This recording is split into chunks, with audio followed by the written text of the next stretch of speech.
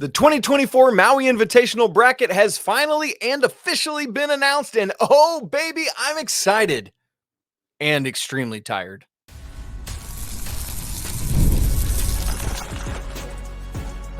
You are Locked On Tar Heels, your daily podcast on the UNC Tar Heels. Part of the Locked On Podcast Network, your team every day. Hey there, what's up? It's Thursday, August 22nd, 2024. Welcome into the Locked On Tar Heels podcast, the only daily North Carolina show out there. I'm your host, Isaac Shade, joined today by our good buddy, Coach Bill Robinson, head coach of the Milligan University Buffaloes. They haven't quite started school yet, so he's living free and easy for about another week. Right, Coach? Free and easy. That's how it goes. That's about it. Hanging out. Nothing else going on in your life ever. And you're joining us, folks, at the place to get your Tar Heels content every single day, part of the Locked On Podcast Network. We want to thank you sincerely for making us your first listen or watch, and send a special shout out to all the everydayers that are joining us and all the members of the Locked On Tar Heels Discord. So glad that you're all here. Today's episode is brought to you by Ultimate GM. Ultimate College Football Head Coach is a brand new mobile game that is completely free, has no ads, and 100% playable offline. Use the promo code LOCKEDONCFB, all caps, inside the game store to receive a free boost to your program. Begin your coaching legacy today. I'm intrigued. I need to go get this game, Coach, and check it out because college football starts 2 days from today. Coming up on the show today, we're going to talk about that Maui bracket. Coach has been and is going to share some stories with us from that. We're going to talk about what it's just like getting the guys back to school. Coach Rob is about just 2 days away from his players coming back. So we'll just talk about all those rhythms, what that's like. We'll talk about story time. Speaking of story time, folks, if you're part of this show, you know that Coach Rob has been writing a book detailing his 2 decades of stories worth of being at the Summer Carolina Basketball School. That book you can now purchase on Amazon. The link for it's going to be in the show notes, so make sure you get your copy now. All right, Coach, I'm going to go ahead, for those who are watching, and pull up the Maui bracket while we begin talking about it. We already obviously knew the teams that are going to be part of this thing. But now we know the matchups and how everything's going to go. So the teams, as a reminder, are Memphis, UConn, Colorado, Michigan State, Auburn, Iowa State, Dayton, and North Carolina. Let's look kind of big picture at Carolina's Maui history first. Coach, this will be the 9th appearance by Carolina, the most for anyone not named Chaminade. They've won the event 4 times, the 99-2000 season, 04-05 season, 08-09 season, and 16-17 season. Coach, do you notice any correlation between those couple years that Carolina won those championships? I think the success that comes from the tournament also comes in the tournament. It starts in March, so those are big years. Obviously, the history of winning the tournament's a good sign that they're going to play well in March and April. That's right. The most 3 recent Maui championships, Carolina has gone on to win the national championship, and all 4 Maui championship seasons, Carolina has made a Final Four run. So Harbinger's got a negative context, right? It's a foreshadowing of great things for Carolina if they can win the Maui Invitational. They have the 2nd most championships all time, 4 behind some other school that we won't name, and have a 22-4 overall record at Maui. Coach, before we talk specifically about the bracket and the games and the breakdown of the schedule, I want us to recognize that with how good this field is, keep in mind Chaminade's not in it, they're only every other year now, you could have a really good tournament, play really well, and go 1-2. In fact, that's what happened to Tennessee last season. They went 1-2 in this event, Coach, and they wound up as a 2 seed in the NCAA tournament. What do you make about sure, your record might not be 3-0 or 2-1, but you're going to gain incredibly valuable experience against high-level competition. Yeah, it's not just the high-level competition. It's also in an atmosphere that's tournament-like. It's a small facility. It's going to be loud. There's going to be, the crowd is going to be, it's packed. It's going to be just a crazy type of an atmosphere. And that's what you want as a coach, to play great competition. And it may feel like a home game for them because there'll be probably more Carolina fans there than and anybody else. That's why they love inviting Carolina, because they know they're going to show.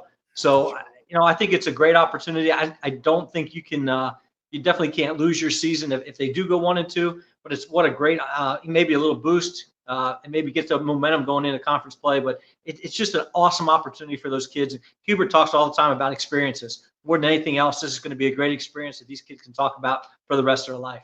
And that's such a great point about that boost. We could even probably call it like the Maui boost. Coaches, not just when Carolina wins it, it feels like almost annually, whoever wins this event, it just sets them up for a great season. And so that's a great point you make there. All right, let's talk about this actual bracket itself. Again, for those watching on YouTube, you can see this bracket pulled up right now. If you're listening to the show, no worries. We're going to lay it out all for you. This event runs Monday through Wednesday of Thanksgiving week. That's November 25 through 27. And all the games will be on either ESPN, ESPN2, or ESPNU. Monday, November 25th, here are the 4 games in order. Memphis, UConn tip this thing off at 2:30 Eastern time, 9:30 a.m. local. I cannot imagine having to play that early, but there you go. They did the reigning national champions dirty in that one. Game 2, Colorado, Michigan State, 5 p.m. Eastern time, noon local. Game 3 on our side of the bracket, Auburn versus Iowa State, 9 p.m. Eastern time, 4 p.m. local. And then Carolina and Dayton tipping off about 11:30 p.m. Eastern time, 6:30 p.m. local. That game will be on ESPN2. Coach, it's one thing for Memphis and UConn to have to tip off at 9:30 a.m. It's a whole other thing for Carolina and Dayton to tip off 14 hours later. Which of those do you think is more difficult, Coach? Me personally, I think it's more difficult to play the 9:30 a.m. game. The national tournament, the NEI national tournament we've been to, the last 2 times we've had to play early games, 9:30 a.m. 2 of the last 3 times. And it's unusual. You're not used to playing that early in the morning. Your bodies are not ready. How do you eat a pregame meal 3.5 hours before the game? So now you're talking about 6:00 a.m. eating. What time are you going to get up? How do you address that in practice the days before? Do you have early practices? It's just, I think it screws with your body more playing that early morning game. The late game, college kids are used to staying up anyway. They're up late, and it's just 11:30 to them is just another hour of the day. It's not that big of a deal. So I think it definitely those early games are a lot harder. But if you win those early games, then you get a little bit more rest than everybody is coming to the next day. So right. You say they did UConn dirty. I think they also can look at it as a positive. Hey, we win this first game, we get more rest than everybody else. That's right, because they wouldn't play. The winner of that first game early in the morning on Monday doesn't have to play till 1 p.m. local the next day. And that's the other thing to keep in mind with this for Carolina is they will be there early to play at Hawaii on Friday evening. So their body clocks are already going to start getting used to being on that Hawaii time. Coach, I just recently got back from Hawaii. I know you've been. For me, for my body, it was easier to adjust going to Hawaii than it was coming back. Is that your experience as well? Yeah, no doubt. It definitely is much harder coming back. And I think that's why if you look at the schedule, they've got a little gap when they get back that they're not playing right away. It gives their bodies time to get back adjusted to the East Coast standard time. So I think it's going to be a great situation for them getting that extra game there, get more acclimated, and then come Monday night, they should be ready to go. No excuses. Okay. Love it. So again, that'll be 6:30 p.m. local, 11:30 p.m. Eastern time on ESPN2. On Tuesday, Coach, the games are pushed back an hour. At least the first tip starts at 10:30 a.m. local time, 3:30 p.m. Eastern time. That'll be the losers of games 1 and 2. So that's the loser of Memphis UConn against the loser of Colorado Michigan State. And then those 2 winners will play next at 1 p.m. local, 6 p.m. Eastern time. And then the nightcap, the first game is the loser of the Auburn Iowa State game, which that for me, Coach, is the game of round 1. Good grief, I can't wait for that one. Though that loser against the Dayton Carolina loser at 3:30 local, 8:30 p.m. Eastern time. That's much better for my sleep schedule. But then if Carolina wins on Monday night, they will play again at in the 11 o'clock hour, 30 minutes earlier, though. That's good news. 11 p.m. Eastern time, 6 p.m. local against the winner of Auburn, Iowa State. Coach, look, Dayton, we can't overlook them. They're great. They're going to be a solid team. But look, that second game is going to be an absolute doozy against Auburn or Iowa State. Yeah, it's hard to overlook Dayton. Anthony Grant's done such a great job there. And that Dayron Holmes, first round draft pick last year. Thank goodness he's gone. Yeah, they lose their best player, but it is a game you would think that Carolina should win. And then that next at Auburn, I mean, they're just going to be super talented. Actually, one of our brothers plays at Auburn, so we kind of have a little bit of a. I can't really root for him, but at least I hope that he does well. But that's going to be that Iowa State. That's going to be a tournament type game right there, second round. And when I talked about this a couple of days ago on the show, I said that we owe revenge to both of those schools. Iowa State for PK 85 a couple years ago, and then Auburn from the Sweet 16 in 2019, I believe it was. But you know what? We were sick, and that was all, Iona's fault, if I remember correctly. So anyway, we owe them some revenge too. All right, and then Wednesday, November 27th, we wrap this bad boy up on Thanksgiving Eve. I love it, so you can watch this as you're doing all your food preparation. Game 9, the 5th place game, will tip off at 9:30 a.m. local, 2:30 Eastern. Remember, a unique quirk of Maui is that the championship game is noon local, 5 p.m. Eastern time. So don't think, if Carolina goes all the way to the championship, they're going to be playing late at night again. No, sirree, Bob. The championship is 5 p.m. local time. That's nice. You can get some good sleep before you get up to watch the Macy's parade the next day. 3rd place game is 4:30 local, 9:30 p.m. Eastern time. And oh, good grief, I hope we're not in the 7th place game beyond just being 0-2 heading into that one, because it will tip at midnight Eastern time. Coach, that is very, very late. But folks, I promise you this right now. I don't care how late these games are. I am doing a live postcast after them. That's my commitment to you. We're doing it. So, Coach, as you look at this bracket, as you look at this schedule, what do you make of just how it lays out for Carolina? I mean, it's exactly what Hubert wants. He wants to be tested. He wants to be tested on the road. He wants to be tested away from, not even just away from Chapel Hill, but on a whole different setting out there. So it's going to be, the Dayton game is going to be the one that it scares me the most, because it's the easiest one to overlook. We're already starting to talk about the second round. I wouldn't even want to talk about it. If I'm in the coaching staff, we just got to focus on Dayton, because you just don't want to make a mistake and trip up early. Auburn, Iowa State's going to be incredible, and to even look past that's even harder. But it's going to be one of those things where I think Hubert will be disappointed if they don't at least get to the championship game. I mean, that's really how I would look at it. They've got to win the first two if they really want to get any kind of momentum going into the rest of the semester.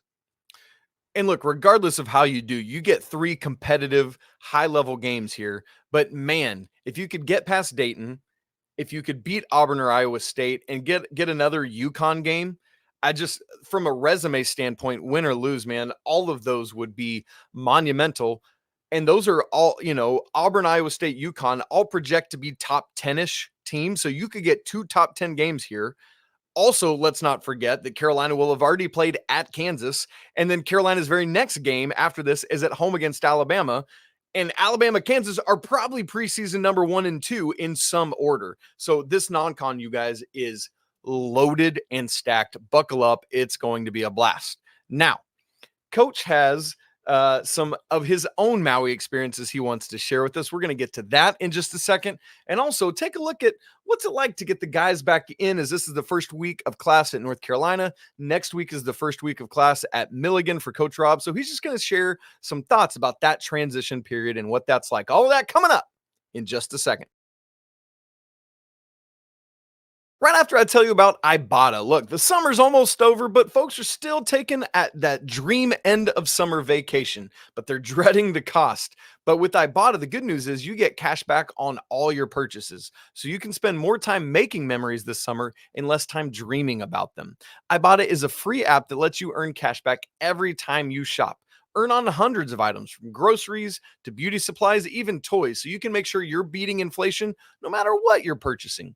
The average Ibata user earns $256 a year. That could cover the cost of a whole shopping trip, a flight that you've been looking at, or that fancy dinner that you've been craving. Maybe you got a special date to go on. Ibata will take care of you.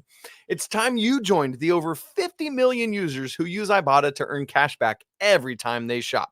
Right now, Ibata is offering our listeners $5 just for trying it out. Use code LOCKEDONCollege to do so when you register. Just go to the App Store or Google Play Store and download the free Ibata app and start earning cash back. Remember to use code LOCKEDONCollege. Once again, that's IBOTTA in the Google Play or App Store and use code LOCKEDONCollege. We are so elated that the Maui Invitational is going to be back at the Lahaina Civic Center this year after a year away because of the fires that were there in the Lahaina community last year and several years before that, being away from it because of COVID and other things. And so this is great. Coach Rob himself has been to this bad boy, not the Bad Boy Mowers Battle for Atlantis, just to this bad boy. And so asked him if he would share just a story and some of his memories. Yeah, my trip to the Maui is a little bit different. It happened during COVID, and they had to move the Maui to Asheville. So instead of making the flight over, I drove an hour down 26 to Asheville. But the thing that was I was really excited about, Carolina was in it. Obviously, Stanford was in it. My former assistant, Jack Frost, was an assistant at Stanford. At the time, I figured there's no way I can't go. I have to go, and I'll surely be able to get a ticket. If I can't get a ticket from Carolina guys, Jack would surely be able to hook me up for a ticket. So no problem. And then COVID hits and they say no fans. And you're sitting there going, no fans. These are my two guys. These are my two favorite teams in college. That's obviously Division I level. And I'm sitting there, I got to be able to get to this game somehow, some way. I've got to figure out a way. Well, it just happens to be the Access Security group that we do our fundraising with, that we work UT football games and concerts and things like that. Well, they're covering the Maui in Asheville. So I called them up and said, hey, man, is there any way I can get a job just working anywhere so I can see these games? They said, yeah, sure. My job, and this is not a joke, my job was to walk the radio crew, Jones Angel, from the front door to his desk where he was going to broadcast the game. And I had to sit next to them and watch the game. And because that was my job, and nobody else was there, I sat in my seat. I was 20 feet from the court, on the court, front row, nobody in front of me, watching the 4 games of the Maui. I got paid for it. So it was one of the most amazing days of my life, getting to watch 4 high-level basketball games, sitting 20 feet courtside and getting paid for it. So that's my Maui experience. It's not quite the experience that the Carolina fans will get this year, but in my way, it was more special because I got to see my teams play. Oh, that's so fun. Was that the year Carolina lost to Texas in the championship? Yeah, yep. They beat Stanford. Yep. It was, and ended up losing to Texas. But it was my son Willie was working up in the upper deck, and they weren't letting anybody in except for one person. He had to guard one person, and her name was Wanda Williams, and she had the whole balcony to herself. But they weren't letting anybody in, but they let Coach's wife in. So it's just one of those really special moments for all of us. That's so fun. I love it. Yes, for those who don't know how close North Carolina and Northeast Tennessee are, those states just kind of intersect at that angle. And from Johnson City, where Coach is, down to Asheville is just about an hour down I-26. It's a beautiful drive if you're ever in that part of the country. Coach, I drove it one time when it was snowing and slick and icing, and I've never feared more for my life ever to this day. But been there, done that in the bus with the guys. So good grief. I was only worried for my own life. You had a whole bunch of young adults on your hands as well. So way to go. All right. Speaking of those young adults, Coach, what a great transition, because as we're getting into the first week or so of school, just want to help people understand, so often we forget that these are student athletes who are going to class. They are part of the college community. Beyond just who they are as athletes. And I know it's, different. People make all the jokes about going to class, and especially now with NIL, it just seems so much less. But truly and honestly, that is why you go to college, is to go to class and be part of that community. And then sure, in the case of Carolina's basketball team, it's because you're getting paid to go play basketball at North Carolina. But as you think about them coming to school, whether it's the returners, the freshmen, the transfer, whomever, Coach, would you just talk some about those experiences and how you help navigate that transition period? Yeah, it's very similar to the first day of camp. You're trying to get into a routine, trying to get the kids to where they're normal, get up, get to to breakfast, to lunch, to class, to practice, to the weight room, to all that stuff. They're just trying to learn exactly what's going on. You can't get anything done in the office because you're greeting everybody. It's a wonderful time because you haven't seen a lot of these guys you haven't seen in a couple months. So it's a lot of time spent just catching up. And that's the most valuable time. Again, is that personal interaction that you have with the guys.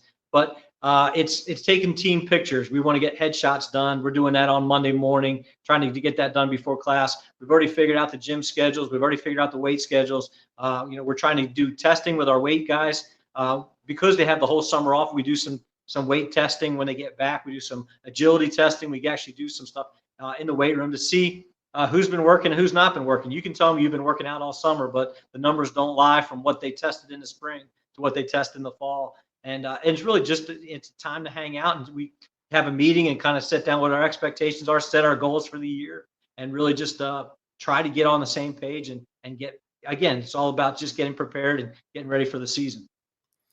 Whether it's your guys at Milligan, whether it's the Tar Heels, how important is it to be part of the larger campus body and be participating in those like welcome week activities or just becoming a Buffalo in your case, or a Tar Heel in North Carolina's case? Yeah, the season is so long, even for us, and it's not as long for us as it is for the obviously for Carolina's guys. But that first week, we want them to get involved in everything that's going on campus. Be just a student. Go to the picnics. We have a drive-in movie one night. Go to the minor league baseball game or whatever schedule. Play in the sand volleyball tournament or the dodgeball tournament. Go to the fireworks. Whatever's going on campus. That's kind of what our week is that first week. But we don't want to be in the gym playing pickup when they could be at a picnic, hanging out, get to know the rest of the campus. I strongly encourage our guys to do that. We don't have anything organized that first week because we want them just to be a college student. Just go meet people, make friends. You never know. You may be meeting your best buddy who's going to be the best man in your wedding, someday, or maybe meet your wife. You just never know. But you've got to be out there and you got to be able to hang out and just get to know people. Have you ever had to deal with like a particularly like maybe a freshman who's just because they're a college basketball doesn't mean they're immune to like homesickness or missing mom and dad? Like, how do you just handle stuff like that most people just maybe wouldn't even think about? Yeah, one of the worst situations with the COVID is I didn't get COVID, but I had exposure. I wasn't allowed to be on campus when the guys got here. Oh, wow. And we had a brand new point guard from New Zealand, and he was here for a couple hours, and he basically called and said, "I'm going home." And I said, "Well, you can't go home." He says, "Well, I need to see you." I said, "Well, I'm not allowed to see you." And he said, "Well, I got to see her. I'm going home." I said, "Well, we'll just come to my house. Here's the address. We'll sit out on the back porch and keep our distance, but we'll talk." Well, that kid's been our starting point guard for the last 4 years, and he's going to be a grad student for us this year because he's got that COVID year. And those are the type of situations where you can't anticipate it. This is a kid who obviously he's from New Zealand, but he had traveled the world as a high school kid. We didn't think we'd have any problem with him. He's been away from home, but it's just different when you go into college and know you're not going to go back until Christmas. You're going to be gone for at least 3 or 4 months. So we have kids that they get a little homesick, and that's why my solution was I gave the credit card to my captains and said, "Go take him out for some wings." Go spend some time. Just go, make him, feel comfortable, hang out, and make sure he knows that he's got friends, he's got buddies. And the next year, he had a high school teammate come and join him. And then in a year, we had another one. So we've got 3 New Zealand kids now. And then that's what they need. They just need that friendship, that bond. And it makes it easier when it comes time. Then they can kind of relate to what's going on. They all feel that distance, and at least they have somebody to talk to about it. That's great. I love it. Yeah, I mean, these are just the things that people probably don't think about beyond the X's and O's and beating Duke and everything else. So I appreciate you sharing all those insights, Coach. That's super interesting. Now, we are going to get to story time. And at least as far as things are planned, this is going to be our last story time for a while. But I tell you what, Coach has a prop, and it just so happens to be my favorite drink of all time. Story time with Coach Rob coming up in just a second.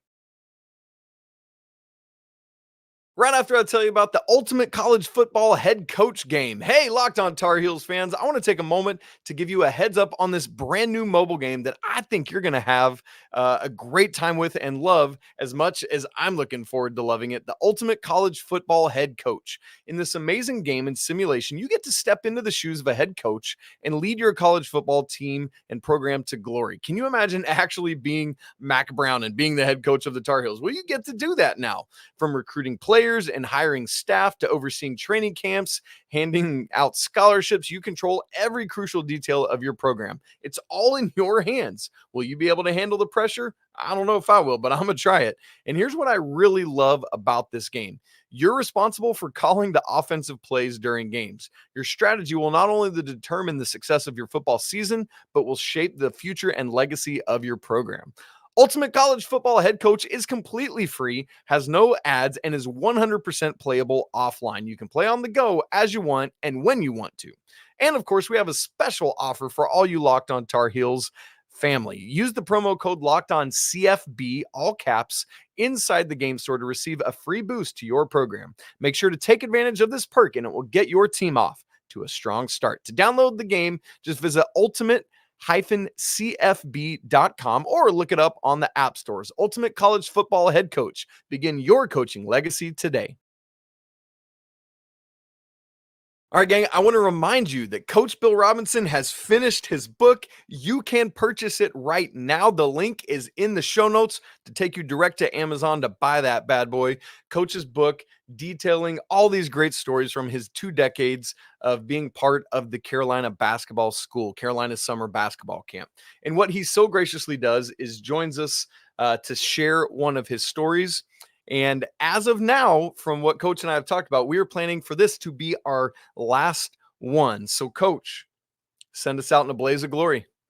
All right, May 25th, 2008. One of my players is getting married, and at the time we were living in Black Mountain, North Carolina. He was getting married in Mars Hill, so got the suit and tie on. My wife and the kids jump in the minivan, and we're heading through Asheville. Just getting north of Asheville, and I get a phone call, and it's Porky Spencer. And Porky, of course, is how I got into camp. He played for Coach Williams in high school. There's a whole chapter about Porky and Coach Williams and their relationship. And I have found over the years that when it comes to Porky, you just kind of never know what's going to happen. You just kind of hang on. So as we're driving to the wedding, phone rings. I pick up. It's Porky. He said, "Hey, what are you doing?" So I'm going to a wedding. He says, "I need you." I said, "Okay." And you never know what that's going to mean. What's going on? He said, "Well, Coach has got this banquet at the Grove Park Inn tonight, and my date bailed on me. I need you to go with me." I said, "Well, I'm going to this wedding right now. What time is it?" He told me what time it was. I said, "Well, we'll have time to get the wedding and then get back, and my wife will just drop me off. If you can drive me back home, we're good." Well, what I didn't know is that it was literally the Roy Williams day at the Grove Park Inn. It was $100 a plate dinner. And I'm sitting there going, I found that out as I got there. He goes, "No, I got you. Coach gave us 2 free tickets." So now I'm in a ballroom, the Grove Park Inn, everybody dressed up with the big wigs of Western North Carolina, and everybody's, spending this. It was a fundraiser, obviously, but just there to honor Coach Williams. And it was just an incredible event. And I was honored to be there, and they had the speakers and coach and everything. And so I'm ready to go. It's been a long day. And then Porky looks at me and goes, "We got invited to the after party." Well, the after party is Coach Williams and his assistants, and then his, the Mountain Mafia guys, who I don't know anybody. I'd worked camp for 4 years. I knew the coaches a little bit, but I didn't know any of their wives. And well, the guys all go together and they're gone. Porky and Coach is gone. Now I'm standing there with nobody to talk to in the after party, but Roy Halladay, Coach Holladay's wife, and Steve Robinson's wife. So that's how I really got to know families, is because now I'm in a situation where, like, "Hey, I'm Bill. I'm Porky's friend," and it was really awkward. But it was one of the coolest nights ever to be part of Roy Williams Day and be backstage essentially with the after party and just getting a chance to be part of the Carolina family. But again, so much of the time when it comes to Porky, you just hang out because you just never know what's going to happen. All of a sudden, you're in Coach's office, or you're in a hotel room, or you're just kind of all over the place with him. You just never quite know. But I don't think this is a Coke I don't think you'll want to drink. It's been here for a while. 2008, it's been a long time, but it sits on the shelf in my office, and get to talk about it when recruits come through and things like that. But it's a pretty special memory for me. And thankfully, you were already dressed up and ready to go because you'd been at that wedding. Yep, it was perfect. Oh gosh, that's great. An incredible story. Yeah, coach is not wrong. I too have been a recipient of just saying yes when Porky says, come on. And man, what a guy. And love that that's helped you just have so many of these neat experiences, coach, surrounding the program. So that's great. Man, that is a wild story. Love it. I never feel more awkward than in those moments when you're at a social gathering and you just know nobody. So good for you for making the most of it. That's incredible. Oh, you guys, that's a great story to wrap up our show today. If you haven't subscribed to Locked On Tar Heels on video and audio, make sure you do that. Super easy and helps make sure you don't miss a second of the show. If you haven't joined the Locked On Tar Heels Discord family, we'd love to have you in there. It's free to join. The link is in the show notes. Come for the Tar Heels, stay for the great community that's there. Speaking of links in the show notes, again, reminder that the link to buy Coach's book is in the show notes as well, so make sure you get that bought up today. We want to remind you that it's always a great day to be a Tar Heel. We'll talk again tomorrow, but until then, peace.